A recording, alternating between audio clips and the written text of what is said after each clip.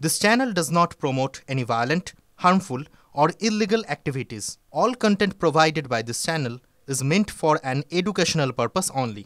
কাল আর পরশু তারপরেই তো সরস্বতী পুজো, কোথাও রবিবার আবার কোথাও সোমবারও কিন্তু পুজো হচ্ছে। কিন্তু আক্ষেপের কথা কি জানেন, বাংলার দুটো প্রতিষ্ঠানে সরস্বতী পুজো হবে কিনা তা নিয়ে সংশয় তৈরি হয়েছে হ্যাঁ এই বাংলায়। কারণ দুই জায়গায় দুই তৃণমূল নেতা হুমকি দিয়ে এসেছে যে পুজো করা চলবে না। এক জায়গার ভিডিও ইতিমধ্যেই ভাইরাল, আরেক জায়গায় থানায় অভিযোগ দায়ের করা হয়েছে। আর এর আগেও বাংলায় পুজো বন্ধের অভিযোগ উঠেছে, তা নিয়ে বিস্তর জলঘোলাও হয়েছে, রাজনীতিও হয়েছে, বিধানসভা ভোটের অন্যতম ইস্যু পর্যন্ত হয়ে গিয়েছিল। 2021 বিধানসভা ভোটের প্রচারে তৃণমূল আমলের বিরুদ্ধে মস্ত বড় অভিযোগ তুলেছিলেন বিজেপির তাবড় নেতৃত্ব। সে সময় দিল্লি থেকে বিজেপির যে নেতাই আসতেন সেই নেতাই এই অভিযোগে একবার করে শান দিয়ে যেতেন। बंगाल में दुर्गा पूजा ढंग से होनी चाहिए या नहीं होनी चाहिए बताइए, जरा जोर से बोलिए, होनी चाहिए या नहीं होनी चाहिए। শুধু দুর্গা পুজো নয়, স্কুলে সরস্বতী পুজো না হওয়ার অভিযোগও তুলেছিলেন অমিত শাহ। स्कूल में सरस्वती पूजा ढंग से होनी चाहिए या नहीं होनी चाहिए।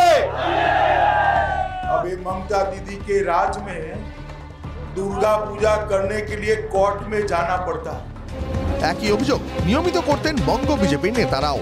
দুর্গা পূজা হয় না সেটা সবাই জানে, হাইকোর্টে যেতে হয়েছে পারমিশন, বিসর্জনের জন্য পারমিশন, পূজার জন্য পারমিশন, কেন যেতে হয়?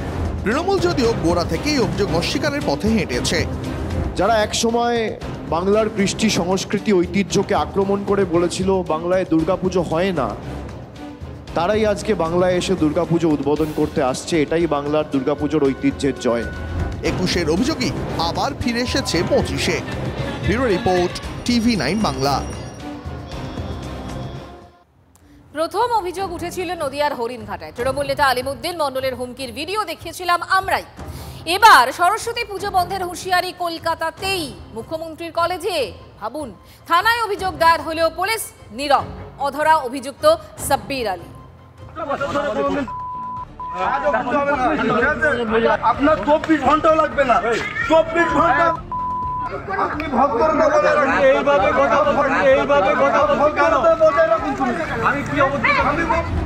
হুমকির ভাষাটা শুনলেন, পুজো হবে না। নদিয়া হরিণঘাটার নগরুখড়ার Dasberia Das Goldanga primary school teacher in charge Kashiram Barman বাগদেবীর আরাধনা করতে চেয়েছিলেন। তারপর স্থানীয় তৃণমূল বুথ সভাপতি আলিমুদ্দিন মণ্ডলের হুমকি হুঁশিয়ারি। পুজো করবেন কি, ভয় কাঁপছেন টিআইসি। হিন্দু মুসলিম বাচ্চা উভয় পক্ষ আছে এবং উভয় পক্ষের বাচ্চারাই চাইছে যে এখানে একটা পুজো হোক। আমি একটু ভয় ফিল করছি। রাজ্যের মুখ্যমন্ত্রী বারবার বলেন, আমি বারবার বলি ধর্ম যার যার আপনার, উৎসব কিন্তু সবার। সবসময় মনে রাখবেন, ধর্ম যার যার আপনার, উৎসব কিন্তু সবার। দলীয় নেত্রীর কথাও কি ধর্তব্যের মধ্যে রাখছে না তৃণমূলের নিচুতলা? এবার অভিযোগ খাস কলকাতায়, তাও আবার মুখ্যমন্ত্রী কলেজে। যোগেশ চন্দ্র চৌধুরী ল কলেজে সরস্বতী পুজোয় বাধা দেওয়ার অভিযোগ তৃণমূলের ছাত্র নেতা সাব্বির আলীর বিরুদ্ধে। বহিরাগত তৃণমূল ছাত্র নেতার বিরুদ্ধে ধর্ষণ, খুনের হুমকির অভিযোগ। চারু মার্কেট থানায় লিখিত অভিযোগ দায়ের ল কলেজের পড়ুয়াদের। অভিযোগ জমা পড়েছে কলেজের অধ্যক্ষর কাছেও।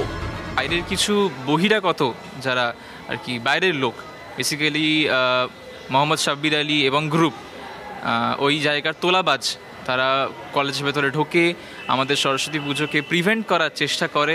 মেয়েদের তারা দেয়, ডেথ থ্রেট দেয়, বলে যে বাড়িতে ছেলে ঢুকিয়ে দেবো, ইত্যাদি ইত্যাদি। আরও অনেক বাজে বাজে ভাষায় তারা গালিগালাজ করে। বলছে আনোয়ার শাহ দিয়ে গেলে মেরে ফেলে রেখে দেবে।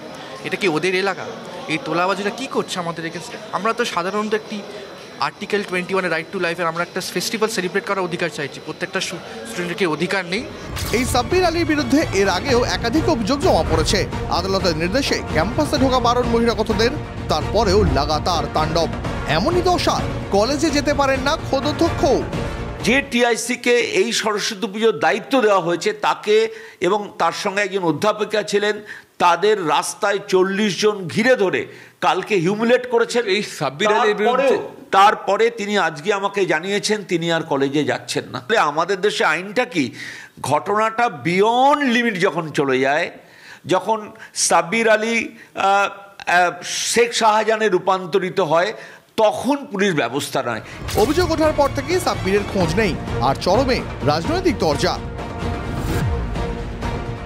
কোনো শিক্ষা প্রতিষ্ঠানে সরস্বতী পুজো করতে বাধা কেন, কেউ প্রশ্ন তুলবে এটাই আমরা ভাবতে পারি না।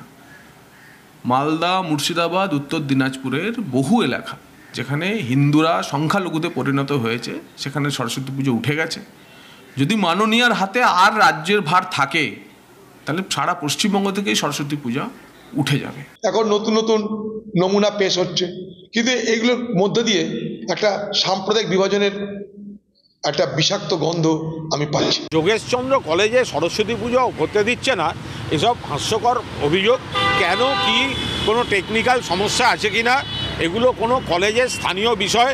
এখানে প্রতিমা বসবে না, ওখানে বসবে, এই গেটের দিকে যাবে না ওখানে, সেখানে কলকাতার উপর যোগেশচন্দ্র কলেজে একবার গিয়ে দেখে আসুন না। জিজ্ঞাসা করছেন কারণ এইসব অবাস্তব কথাগুলো রটনাটা ঠিক নয়। আমি অভিযোগ পেয়েছি, রাইট। আর কুণালবাবু যদি দেখতে চান তাহলে আমি সমস্ত ছবি দেখাবো। কুণালবাবু কিন্তু আর কোনোদিন বাড়ি থেকে বেরোতে পারবেন না সেই ছবি দেখলে, ঠিক আছে? যদি বলেন আমি ছবি সব দেখিয়ে দিচ্ছি। হরিণঘাটা থেকে কলকাতা, দুই অভিযোগে মিথ্যে। রবিবার বাগদেবীর আরাধনা কি আদৌ হবে ওই দুই স্কুল কলেজে, নাকি রাজনীতির পারদ আরও চড়বে? সুমন মহাপাত্র ও মহাদেব কুণ্ডুর রিপোর্ট, TV9 বাংলা। এদিকে আবার রাজ্যের সর্বত্র দুষ্কৃতীদের বারবারন্ত। মুর্শিদাবাদ থেকে দক্ষিণ 24 পরগনা রাজ্যে বিভিন্ন প্রান্তে উদ্ধার বিপুল অস্ত্র, প্রায় রোজই গ্রেফতার একের পর এক দুষ্কৃতী। কিন্তু এত অস্ত্র আসছে কোথা থেকে রোজ, আমরা এই প্রশ্ন করছি, রোজই করতে বাধ্য হচ্ছি। আর কত অস্ত্র মজুদ রয়েছে বলুন তো বাংলায়? কলকাতা, দক্ষিণ 24 পরগনার মগরাহাট, মুর্শিদাবাদের সাগরপাড়া, ফরাক্কা, বীরভূমের সিউড়ি, রাজ্য জুড়ে অস্ত্রের ঝনঝনানি। গত 4 দিন ধরে 5 জায়গায় উদ্ধার একের পর এক অস্ত্র, গ্রেপ্তার একাধিক।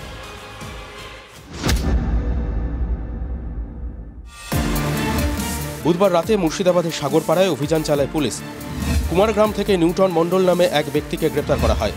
উদ্ধার করা হয়েছে দেশি সেমি অটোমেটিক পিস্তল ও 2টি গুলি। দক্ষিণ 24 পরগনার মগরাহাট থেকে উদ্ধার হয়েছে বিপুল অস্ত্র। গোপন সূত্রে খবর পেয়ে মগরাহাটের কালাপাহাড় চক গ্রামে হানা দেয় ডায়মন্ড হারবার থানার পুলিশ। একটি বাড়িতে তল্লাশি চালিয়ে 5টি ওয়ান শাটার, দেশি বন্দুক, একটি পাইপ গান ও 41 রাউন্ড কার্তুজ উদ্ধার করা হয়েছে। গ্রেপ্তার করা হয় বাড়ির মালিককে। ধৃতের নাম আব্দুল্লাহ লস্কর। আব্দুল্লাহ লস্কর যে এর আগেও আর্মস কেসে অ্যারেস্টেড হয়েছিল এবং আলিপুর জেলেতে প্রায় 6 বছর জেলবন্দি ছিল, তাকে আমরা অ্যারেস্ট করতে সক্ষম হয়েছি। যা যা অ্যাসপেক্ট হওয়া সম্ভব, এখানে আর্মসের যা সোর্স, এই র্যাকেটে কার কি ইনভলভমেন্ট আছে, রুটটা কি আছে, সব এভরিথিং উইল বি ডিউলি এক্সপ্লোরড। আর আমরা একদম শেষ পর্যন্ত এটা যাব। এত অস্ত্র আসছে কোথা থেকে? একটা অনিয়ন্ত্রিত সমাজ তৈরি করে দিয়েছে তৃণমূল কংগ্রেস। সমাজ বিরোধীরা মনে করছে এটা তাদের সরকার, দুষ্কৃতীরা মিলে একটা দল বানিয়ে ফেলেছে, তো সে দলের আর কি হবে? বাংলায় মুড়িমুড়কির মতো গুলি চালানোর ঘটনা ঘটছে। বকটুই কাণ্ডের পর রাজ্য থেকে সমস্ত বেআইনি অস্ত্র উদ্ধারের নির্দেশ দিয়েছিলেন মুখ্যমন্ত্রী। সমস্ত জায়গায় সারা বাংলায় তল্লাশি চালাও, যেখানে বোমা আছে, যেখানে যন্ত্রপাতি আছে, সব উদ্ধার করতে হবে।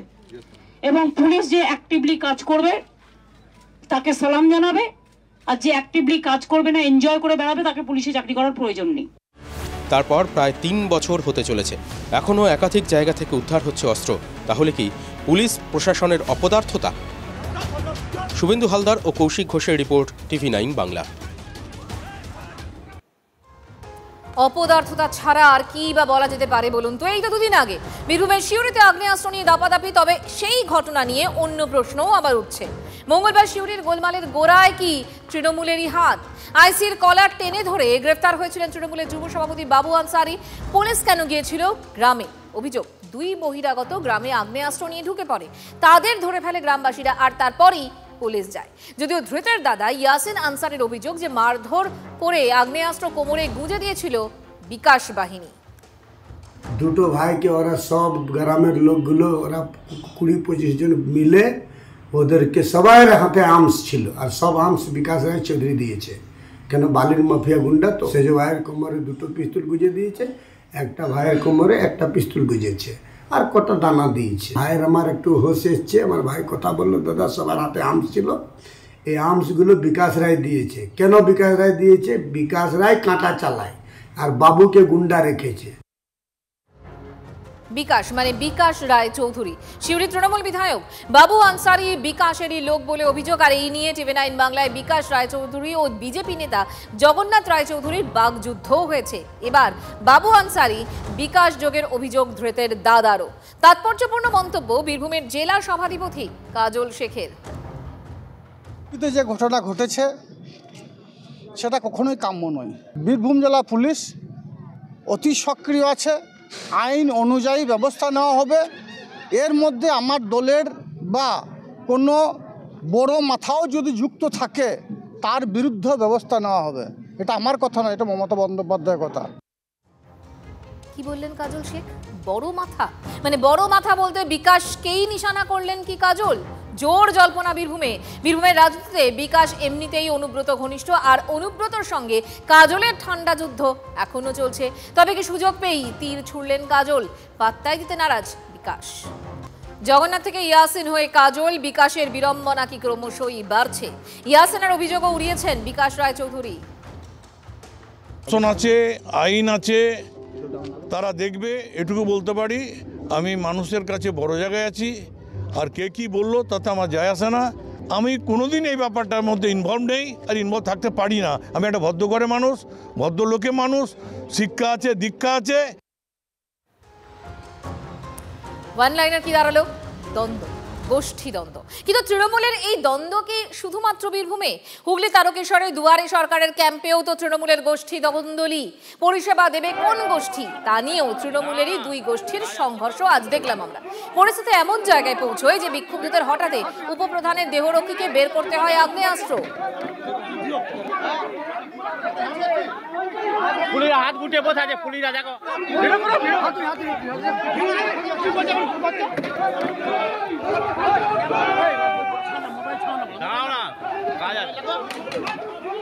আর এই ঘটনা যখন চোখের সামনে, কি বলছে তৃণমূল? একই গোষ্ঠী তৃণমূলের, হ্যাঁ তৃণমূলের, এই নিয়ে মারামারি হয়েছে। দুটো দলের মধ্যে কি একই দলের লোক এরকম চলছে যেটা শুনতে পেলে দুপক্ষই এসেছি, ওরা ও পাশে টেবিল পেরেছে, এ পাশে টেবিল ফেবিল সব ফেলে দিল, ফেলে দিয়ে তোকড়মোকড় হয়। তোকড়মোকড় হতে হতে গানটা পিস্তল বার করে ফেললো, গালাগালি খিস্তি। পিস্তল বার করে ফেললো? কে পিস্তলটা বার করলো?